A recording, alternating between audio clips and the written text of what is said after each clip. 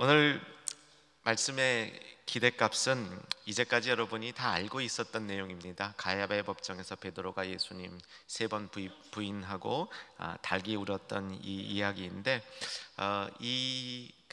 예수님이 십자가에 달리시기 위해서 고난받는 이 사건을 조금 더 생생한 현장감을 느끼도록 여러분에게 말씀을 풀어드리는 것이 오늘의 목표입니다. 그렇게 될 때 그 말씀이 자연스럽게 우리 삶 속에 더 깊은 터치로 다가오게 될 것을 소망합니다. 자, 오늘 본문을 위해서 두 가지 배경을 짚어보는데, 첫째는 시간과 장소. 첫째는 이제 시간 배경, 두 번째는 장소 배경인데, 장소 배경 먼저 다루도록 합니다. 어저께 만찬을 드셨죠? 예수님께서 기억나시죠? 만찬을 드신 다음에 예수님은 뭐 하러 가시냐면 기도하러 가시죠. 기도하는 장소에서 붙잡히시고, 그 다음에 끌려오셔서 가야바의 법정에서 한번 심판받으시고, 빌라도 법정에서 심판받으시고, 처형당하신다. 5개. 하루니까 기억하실 줄로 소망합니다. 자, 그래서 어저께 먼저 만찬했고, 겟세마네 기도는 이번에 안 합니다. 올해는 안 하는데, 자, 대신에 성경을 펴시고 잠깐 확인하면 마태복음 26장 30절을 보시고, 마태복음 26장 30절, 성경 덮지 마시고 계속 펴놓으시면 좋을 것 같습니다. 30절 같이 한번 읽겠습니다. 시작. 이에 그들이 찬미하고 감람산으로 나아가니라. 식사 끝나고 감람산으로 가는데, 성경에서 눈을 떼지 마시고 계속 봐주시면 31절에서 35절 사이가 식사 끝나고 감람산으로 가는 그 어간에 예수님께서 목자를 칠 때 양들이 흩어질 것이다 라고 얘기를 했고, 그때 베드로가 자신은 절대로 주를 버리지 않겠나이다. 33절 34절에서 달기 울기 전에 내가 3번 나를 부인하리라. 35절 베드로가 그럴 리 없습니다. 절대로 이 일은 일어나지 않을 겁니다. 이런 약속의 이야기가 있었습니다. 자, 그 다음에 예수님께서 감람산에 가셨는데, 감람산 어딘가 기도를 하셨겠죠. 근데 감람산이 그렇게 작은 산이 아닙니다. 감람산을 길이로만 따져 놓으면 이게 약간 4km, 10리 정도 되는 이 산이거든요. 그러니까 밤에 예수님이 어디서 기도하고 있는지 정확히 찝는다는 것은 예수님을 잡으러 오는 군병 입장에서는 불가능한 겁니다. 어떤 조건이 있을 때 가능하겠습니까? 내 부인이 가르쳐 줬을 때. 그 내 부인이 누굽니까? 가롯 유다. 가롯 유다가 먼저 식사 중에 나가서 군병들을 데리고 오죠. 예수님이 늘 감람산에 가서 기도하던 자리를 알고 있었던 겁니다. 그래서 군병들을 그 자리로 정확히 인도했고, 예수님은 기다리기나 했듯이 그 군병들이 왔을 때 자기 자신을 군병들에게 내어주는 그런 일을 하셨던 것이죠. 자, 예수님께서 이렇게 잡히신 다음에 어디로 끌려오냐면 가야바의 법정이라 그러죠. 대제사장, 당시에 대제사장이었던 가야바의 집으로 끌려오시게 되지요. 자, 이 장면을 한번 말씀을 통해서 꼼꼼하게 이 빈 공간을 메꿔봤으면 좋겠습니다. 한번 시간을 계산을 해보도록 하죠. 어저께 다빈치의 그림 보셨죠? 기억나는 거 하나 있죠? 사람들이 비판을 할 때 저 그림에 문제가 있다. 뭐가 문제가 있다고요? 밤인데 낮이다, 그거죠? 기억나셨습니까? 예. 예수님께서 저녁 식사를 시작하셨던 시간은 분명히 저녁이라고 되어 있고, 해질 무렵이다. 보면 요즘에 해가 몇 시쯤 뉘엿뉘엿 지시는지 대충 아시죠? 한 7시 정도 되면 이제 어두워질 거란 말이죠. 딱 요맘때라 보시면 됩니다. 그러면 해가 한 7시경에 지는데 유대인들은 저녁 식사를 3시간 정도 하거든요. 그러면 대충 몇 시 됐는지 아시겠죠? 예. 그러면 그 다음에 감람산으로 기도하시러 이동하셨겠죠. 그 시간이 얼마나 걸렸을까 한번 머릿속에만 추측해 보시기 바랍니다. 예수님이 기도를 3번 하셨죠? 한 번당 몇 분 정도 하셨을 것 같으세요? 여러분 수준으로 몇 분 하셨을 것 같으세요? 마음속에만 넣어두시기 바랍니다. 곱하기 3 해보세요. 몇 시인지 시간 추정해 보자는 겁니다. 그 다음에 예수님이 다시 감람산까지 가셨던 길에서 가야바 집으로 끌려서 군병들과 함께 가야바 집에 도착했습니다. 간 시간만큼 온 시간 걸렸겠죠? 자, 이제 계산이 좀 되십니까? 목사님은 아침에 왜 이렇게 피곤하게 하세요? 라고 생각하시는 분들, 그게 제 방법입니다. 여러분 좀 깨우려고 그러는 겁니다. 가셨다 오신 기간 다 생각해 보시고 이제 오늘 본문 조금 앞절로 돌아와 보시면 57절, 26장 57절로 가봅니다. 26장 57절 같이 한번 읽겠습니다. 시작. 예수를 잡은 자들이 그들을 끌고 대제사장 가야바에게로 가니 거기 서기관과 장로들이 모여 있더라. 저는 이 부분이 얼마나 특이한 케이스였는지를 여러분하고 같이 한번 짚어보려고 앞에 이 내용을 살펴본 겁니다. 자, 서기관과 대제사장들이 장로들이 언제 모여 있냐면 꼭두 새벽에 모여 있는 겁니다. 여러분 아까 얼마로 계산되셨습니까? 대충 계산해 보면 새벽 2시에서 새벽 4시 사이예요. 새벽 2시에서 새벽 4시 사이에 다른 사람을 누군가 재판하려고 장로들과 대제사장들과 그리고 서기관들이 모여 있는 것은 지극히 특별한 케이스입니다. 이것은 사실 당시에 상식적으로 있을 수 없는 일이고 발생했지 않았던 일인데, 왜 일이 발생했냐면 그만큼 예수님 죽이고 싶은 그 마음이 너무나 컸던 것이죠. 그래서 평소에 하지 않던 새벽 모임을, 새벽 재판을 이들이 준비해서 모여 있었다. 여러분 이 부분을 이해하고 있었으면 좋겠습니다. 자, 그런데 그 가야바의 집에 58절도 보시면 가야바의 집에 예수님이 끌려 들어갈 때 예수님을 절대로 놓치지 않겠다고 장담했던 베드로도 따라가고 있는데 어떤 모습인지 58절 통해서 확인합니다. 읽겠습니다. 베드로가 멀찍이 예수를 따라 대제사장의 집 뜰에까지 가서 그 결말을 보려고 안에 들어가 하인들과 함께 앉아 있더라. 이게 배경입니다. 자, 이제 여러분에게 조금 더 그 예루살렘 현장을 생생하게 설명해 드리려고 그래요. 가보신 분도 있고 못 가보신 분도 있겠지만 아마 우리 충영교회 특징상 못 가보신 성도님들이 더 많을 것 같아요. 조금 생생하게 예루살렘으로 여러분을 안내해 드리도록 하겠습니다. 제가 몇 분 동안 예루살렘 현지 가이드가 되어보도록 하겠습니다. 첫 번째 사진 올려주시고요. 이게 예루살렘 성의 당시 모습입니다. 이거는 원래는 이 예루살렘이 이렇게 남북으로 된 도시예요. 근데 이렇게 세워놨습니다. 여러분 오른쪽 앞부분에 큰 뭐 하나 보이죠? 그것이 뭡니까? 두 글자로 성전이죠. 성전입니다. 예수님 당시의 성전의 모습이 저렇게 되어 있고요. 예수님 당시에는 성전이 있었죠. 파괴되지 않았습니다. 그 성전을 중심으로 뒤쪽에 도시가 쭉 형성되어 있는데 대제사장 가야바의 집을 제가 찍어드리겠습니다. 믿으시거나 말거나 제가 예루살렘에서 우편 배달부를 좀 했기 때문에 집집이 어디 있는지 다 알고 있습니다. 안 믿으시는 게 좋습니다. 여러분 보시면 아주 빨리 가지 마시고요. 저랑 같이 움직여주세요. 그 지도의 왼쪽 맨 아래쪽에 파란 색깔 풀장 같은 거 보이세요? 보이셨죠? 저게 무슨 풀장이겠습니까? 여러분 아실 수 있어요. 답하실 수 있어요. 예루살렘에 있는 연못이 두 개 있는데 세 글자 연못. 실로암. 할렐루야. 찾았습니다. 실로암 연못이에요. 실로암 연못은 남쪽 끝에 있습니다. 저게 남쪽 끝입니다.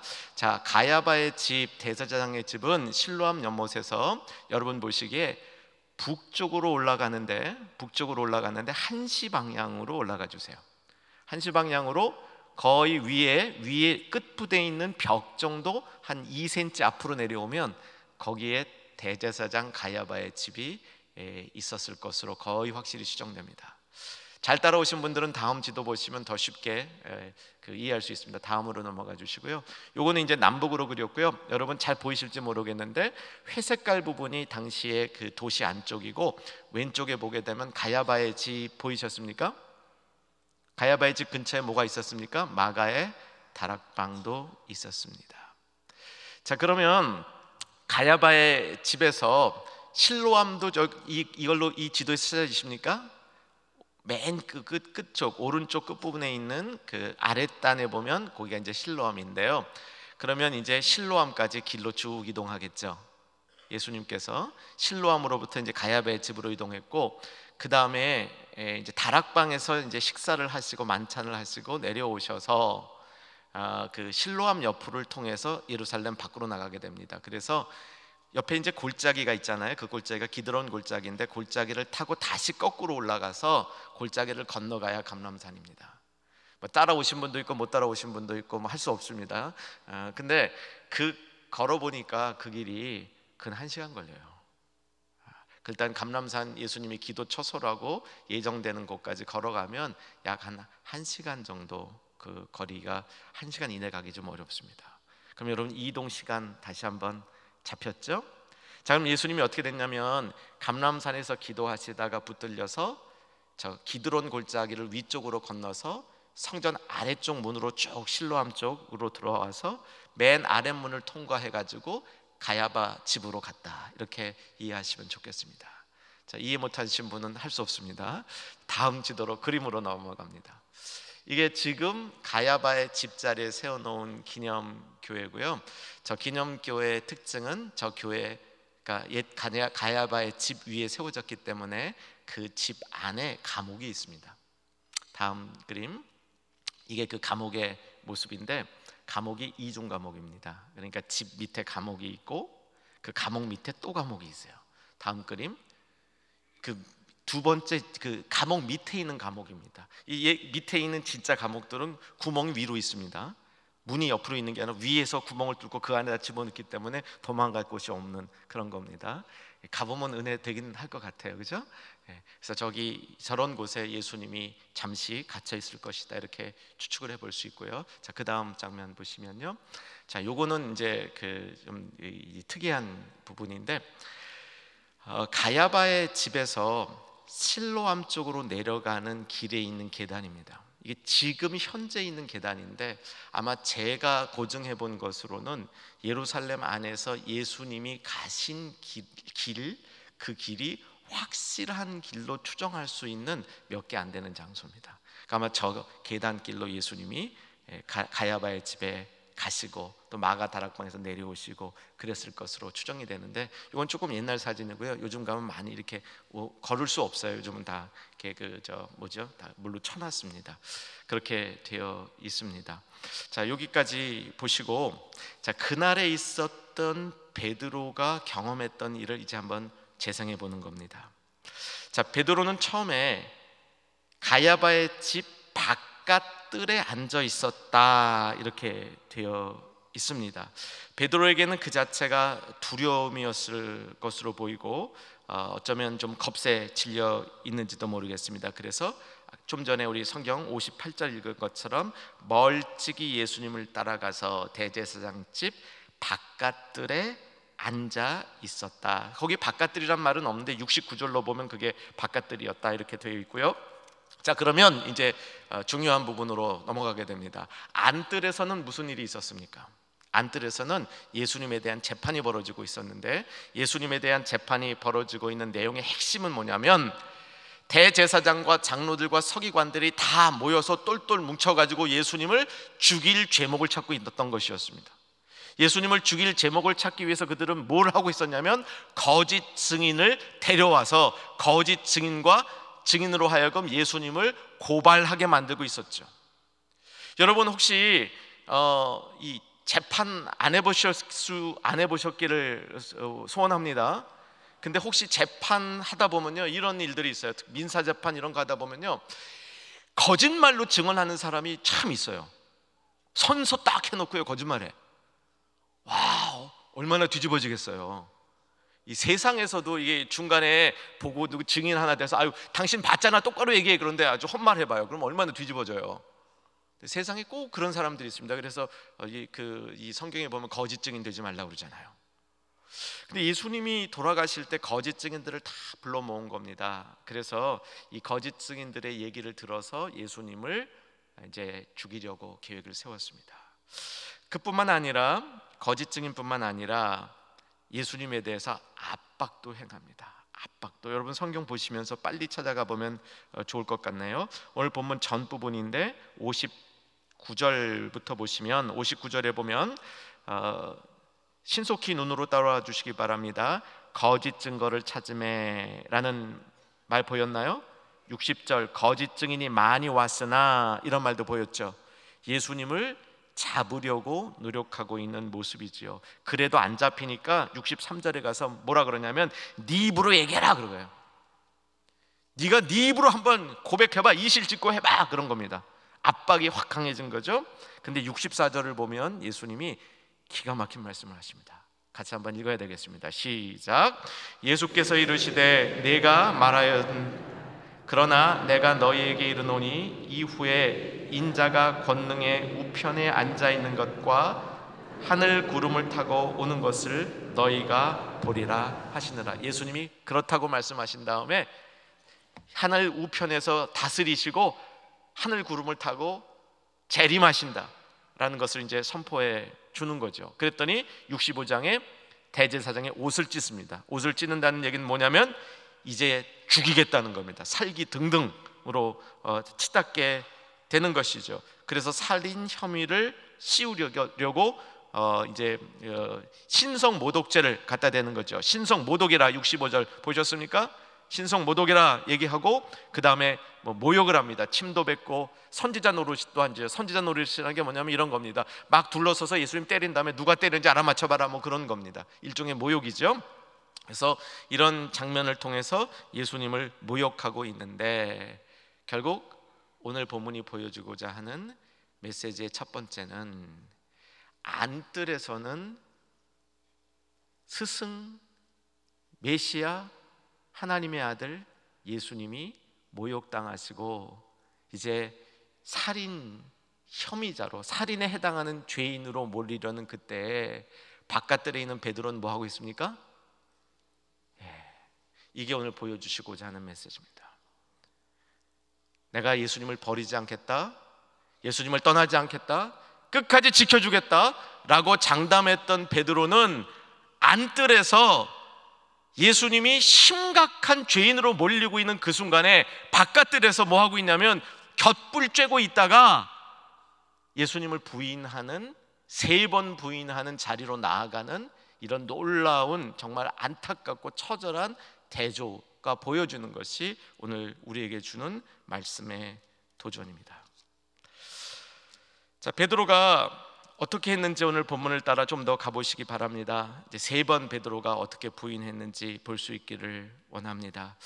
69절에서 70절 보면 이제 첫 번째 고발과 베드로의 부인이 나타납니다. 69절을 보면 한 여종이 나와 베드로에게 얘기하죠. 너도 갈릴리 사람 예수와 함께 있었도다. 그러니까 베드로가 이 순간에 마음이 어떻겠어요? 잠시 베드로 여러분 좀 대보세요. 그냥 베드로는 가서 멀찍이 앉아서, 이게 처음에는 예수님 지키겠다 그러더니 따라갔습니다. 근데 가서 앉을수록 베드로는 점점 불안해지고 점점 이게 힘들어지는 거예요. 그런데 여자 아이가 있다가 탁 얘기하는 겁니다. 너 예수님과 갈릴리 사람 예수와 함께 있었도다. 함께 있었던 사람이지, 그런 거예요. 그랬더니 베드로가 거기에 그 모든 사람 앞에서 부인하여 이르되 내가 무슨 말을 하는지 나는 알지 못하겠노라. 베드로가 그렇게 부인을 합니다.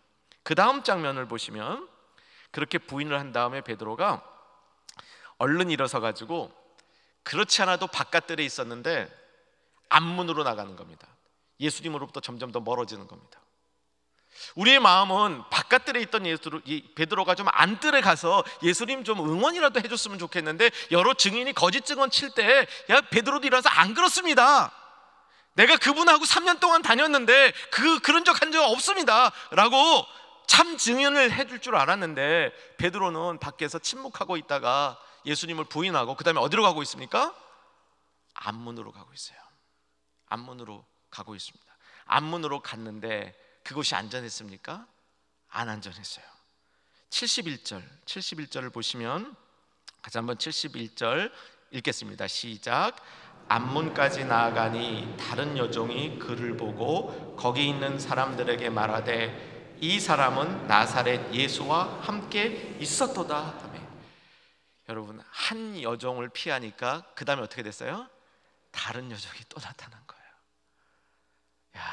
그래서 또 얘기하는 거예요.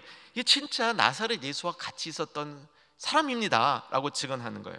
그랬더니 72절 베드로 뭐라고 하는지 보십시다. 시작. 베드로가 맹세하고 또 부인하여 이르되 나는 그 사람을 알지 못하노라 하였더라. 자, 앞에 하고 어떻게 달라졌습니까? 앞에는 어떻게 했어요? 첫 번째는 부인만 했어요. 두 번째는 맹세하고 부인했습니다. 자, 베드로의 심정이 어떻게 되고 있는지 파악 가능하셨죠? 자, 이 다음에는 어떤 일이 벌어지는지 보십시다. 73절 같이 읽습니다. 시작. 조금 후에 곁에 섰던 사람이 나와 베드로에게 이르되 너도 진실로 그 도당이라 내 말소리가 너를 표명한다 하거늘. 자, 이번에는 같이 서 있던 사람이 나타난 겁니다. 자, 한 여인 가고 다른 여인 또 가니까 이번엔 뭐요? 또 다른 사람이 또 나타나는 거예요. 피할 수 없다는 걸 가르쳐 주는 거예요. 여러분, 요나가 피할 수 없듯이 베드로도 피할 수 없다는 걸 가르쳐 주는 겁니다. 점점 더 자신의 모습이 드러난다는 겁니다. 도망치고 부인하고 아닌 거라고 얘기할 때 하나님은 그의 모습을 더 선명하게, 더 많은 사람에게 더 확실하게 드러내고 계신 모습이죠. 자, 그런데 그 사람이 뭐라고 얘기했냐면 너 진실로 그 도당이야, 갈릴리 예수파야. 어떻게 하냐면 내 말소리가 너를 표명한다 하거늘. 이게 무슨 뜻이죠? 베드로가 갈릴리 말씨 썼다는 겁니다. 갈릴리 사투리 썼다는 겁니다. 이게 북쪽이라고 보니까 우리나라로 말하면 이 북쪽 사투리 쓴 거예요. 제가 북쪽 사투리를 잘 못하지만 내래 한패 아니외다 뭐 그런 거예요. 내가 맹세합니다 그런 거예요. 이게 사투리를 딱 하다 보니까 이게 완전히 그 갈릴리 사투리를 쓰잖아요. 그러니까 네 말소리가 네가 지금 갈릴리 사투리로 맹세하며 저주하고 막 그랬는데 이게 급하다 보니까 서울 말씨 안 쓰고 갈릴리 말씨 쓴 거예요. 그러니까 드러난 거죠. 네 말씨가 분명히 이거 저 예수님이랑 똑같은 저 갈릴리 사투리 쓰는데 무슨 소리 하고 있는 거야? 이렇게 하니까 그때 어떻게 했어요? 빼도 박도 못하는 상황이 됐는데 거기다가 닭까지 우는 거예요. 닭까지 우는 겁니다. 재미있는 사진 두 장만 더 보여드리겠습니다. 아까 있었던 그 가야바의 집, 그 집 안에 있는 동상인데, 자, 동상을 보시면 멀리서 보면 이런 모습입니다. 군병이 있고 베드로예요. 베드로가 있고 옆에 여자 게즈바입니다. 이 게즈바이가 갈릴리 사람 예수랑 같은 편이다 이런 거예요. 근데 베드로가 부인하며 아니야. 두 번째는 맹세하며 부인했어요. 절대로 아니야. 세 번째는 저주하며 맹세했어요. 부인까지 했을 것 같아요. 내가 내 손에 장을 지죠. 절대로 아니야 라고 얘기했던 것 같아요. 그 순서가. 근데 베드로의 모습을 한번 하이라이트 해볼게요. 사실요, 이 표정을 보면 베드로의 표정이 뭐 동상이라서 이렇게 사람 표정을 정확하게 못 만들어요. 이 동상의 특징상. 근데 이 그림의 이 조각상의 하이라이트는 베드로의 표정이 아닙니다. 뭔지 아세요? 베드로가 허리에 띠고 있는 끈이에요. 좀 더 전 사진 보여드릴게요. 이거 현장 가이드도 잘 못하는 건데 주여. 여기서 좀 보셔요. 여자가 메고 있는 띠하고 베드로의 띠가 다르죠? 예, 저 위에 베드로가 하고 있는 띠는 갈릴리 어부띠입니다. 그리고 여자가 하고 있는 띠는 예루살렘에 살고 있는 정상적인 사람들이 하는 띠예요. 그러니까 성경에는 말소리가 너를 증명한다고 그랬는데 그것을 이 조각은 말소리를 못 만들잖아요. 그러니까 어떻게 했어요? 기가 막힌 거죠. 이 띠로 구별을 해준 겁니다. 사랑하는 여러분, 피할 수 없습니다. 뭘 피할 수 없습니까? 하나님 앞에서 피할 수 없습니다. 어저께 말씀 나눴죠? 왜 우리가 우리 자신을 성찰해야 된다고요? 하나님이 다 알고 계시기 때문에. 하나님이 다 알고 계시기 때문에 나는 아무것도 안 한다가 아니라 하나님이 나를 다 알고 계시기 때문에 내가 내 자신을 잘 성찰해야 된다. 베드로가 이런 문제점을 드러낸 겁니다. 베드로는 자신이 예수님을 지켜주겠다 그러고 그 앞에 갔는데, 사실요, 여러분 이 장면 다시 한번 묵상해 보세요. 그래서 베드로가 예수님이랑 같이 있었던 인물이라는 게 드러났습니다. 근데 그 결론을 보세요. 그 드러나서 베드로가 잡혀갔습니까? 안 잡혀갔습니까? 베드로 잡혀갔어요? 안 잡혀갔어요? 안 잡혀갔어요. 사실은 베드로가 예수님 편이라는 사실이, 그것이 베드로를 잡아다가 베드로도 예수님처럼 옆에 같이 고난당하고 십자가 달리게 할 그런 제목이 아니었다는 거예요. 그 이유는 어디 성경에 나옵니다. 여기 마태복음엔 안 나오는데 요한복음에 보면, 요한복음 19장인가에 보면 예수님이 그 감람산에서 체포당할 때 그 잡으러 온 군병들에게 아주 정확하게 선포하세요. 내 제자들은 건드리지 말라. 내 제자들은 건드리지 말라. 예수님이 딱 선포하셨어요. 그래서 제자들은 사실은 그렇게 위험한 상태가 아니었습니다. 근데 베드로가 지레 겁을 먹은 거죠. 자기의 그 비겁함 가운데 빠져 있었다는 것입니다. 그때 뭡니까? 닭이 탁 운 거예요. 이때 베드로는 자기 영혼에 정말 들어야만 하는 소리를 들은 겁니다. 그 영혼을 깨우고 깨뜨리고 그 영혼을 깨우며 그 영혼이 깨어있게 하는 그런 닭울음 소리를 들은 겁니다. 사랑하는 여러분, 사모하십시다. 주님 필요한 때 나에게도 닭울음 소리를 들려주시옵소서. 사모하는 자에게 주의 임재하심이 말 줄 믿습니다.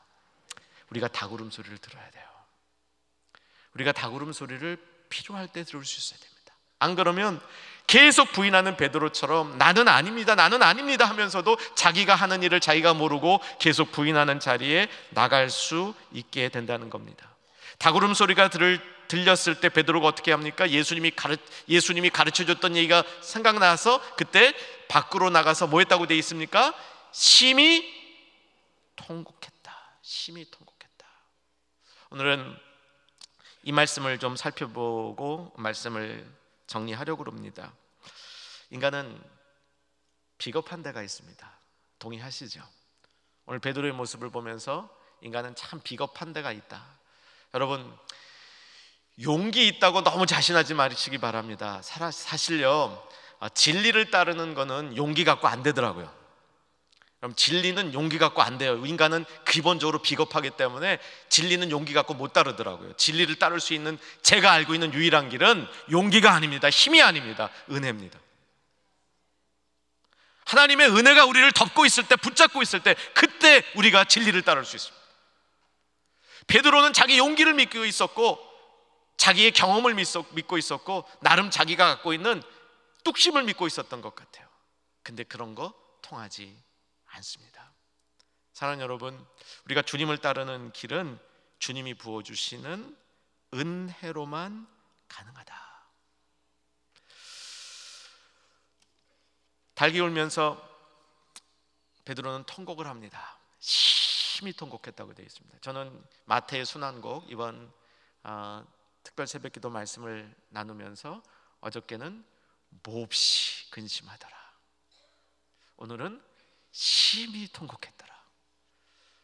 마태 예수님의 순환에 관한 기록을 보면 강한 전치사들이 군데군데 사용되면서 예수님의 순환을 드러내고 있습니다. 근데 사랑하는 여러분, 오늘 기도하면서 이것 꼭 기억했으면 좋겠습니다. 회개가 내 마음대로 안 됩니다. 심히 통곡했다는 이 말 자체가 회개라는 보장이 없습니다. 내일 가룟 유다를 다룰 테인데 가룟 유다의 이야기 가운데도 뉘우쳐라는 말이 나와요. 뉘우쳐. 자기가 했던 일이 잘못됐다는 것 가룟 유다도 뉘우쳤어요. 근데 심한 통곡이 나의 인생이 무너지는 것 같은, 나의 인생을 무너뜨리는 실패와 실수를 내가 경험해서 그것 때문에 심히 통탄을 한다 할지라도 그게 회개가 되지는 않는 겁니다. 그 회개는 어떨 때 되냐면 성령께서 함께 해주셔야 되는 겁니다. 그래서 여러분, 회개요 내 마음대로 하는 거 아닙니다. 내 마음대로 할 수 있는 게 아니에요. 성령께서 우리를 붙잡아 주실 때만 회개가 가능한 겁니다. 그래서 사랑하는 여러분, 성령께서 우리 마음속에 회개의 마음을 불러주시고 찔림과 아픔을 주시고 심히 통탄해야 될 때 통탄할 수 있도록 이끌어주시는 그 성령님 꼭 붙드시고 사모하시고 동행하시기를 주의 이름으로 축원합니다. 하나님이 선택해 주셔야 회개할 수 있습니다. 하나님이 선택해 주신 사람만 중생을 얻습니다. 중생을 얻은 사람만 회개할 수 있습니다. 이것이 개혁주의 신학의 원리입니다. 그래서 내가 회개할 수 있다는 것 하나님이 주신 선물입니다. 여러분, 혹시 회개가 안 되십니까? 회개가 안 되시는 분은 둘 중 하나입니다. 심각하게 영적으로 병들어 있거나 아니면 전혀 예수님을 모르는 사람일 수 있습니다. 나는 회개가 안 됩니다. 오늘 그런 분 우리 가운데 없기를 주 안에서 소망합니다. 회개는 선택받은 하나님의 백성에게 성령의 감동하심으로 주는 하나님의 선물입니다. 그리고 그 회개가 있을 때 하나님께서 그 사람을 다시 붙으시고 다시 이끄셔서 하나님 앞으로 인도하시고 모든 것들을 회복시키시는 그 역사를 이루게 하신다는 사실입니다. 어떤 목사님이 세월호 사건 이후에 그 사건을 정리하면서 책을 쓰셨는데 그 책 제목이 이런 제목이었습니다. 눈물이 있는 곳이 성지다. 눈물이 있는 곳이 성지다. 눈물만 있다고 해서 성지되는 건 아닌데요, 정말 회개의 눈물이 있는 곳은 회개의 눈물이 쌓여서 하나님이 계신 성지가 됩니다. 어쩌면 우리는 베드로처럼 예수님을 부인한 적이 없을지 모르겠습니다. 그런데 우리 삶 이곳저곳에 예수님을 부인하는 모습과 그처럼 살아가는 삶의 습관이 있을 것 같습니다. 그런 모습들을 우리가 오늘 성령의 조명하심으로 발견하고 그것을 주 앞에 내려놓고 다시 한번 정말 주님의 사람 될 수 있기를 소원합니다. 그 방법을 마지막으로 선포해드리고 오늘 말씀 정리합니다. 여러분, 예수님을 부인하지 않는 방법, 맹세하며 부인하지 않는 방법, 저주하며 부인하지 않는 방법, 이것입니다. 예수님을 정말 인정하는 심령에는 예수님을 부인하는 마음이 자리할 것이 없습니다. 예수님을 내 삶의 구주와 주님으로 인정하고 높일 때 그 심령 안에는 예수님과 함께하지 예수님과 멀어지는 그런 자리가 있을 수 없습니다. 오늘 다시 한번 기도 가운데 나의 가장 사랑하는 예수님, 내 인생의 주인 되신 예수님, 그 예수님이 내 심령의 중심에 계심을 다시 한번 인정하실 때 베드로가 했던, 우리가 심심치 않게 잘못하는 예수 부인의 잘못을 이길 수 있는 성령의 인치심이 우리 가운데 있을 줄로 믿습니다.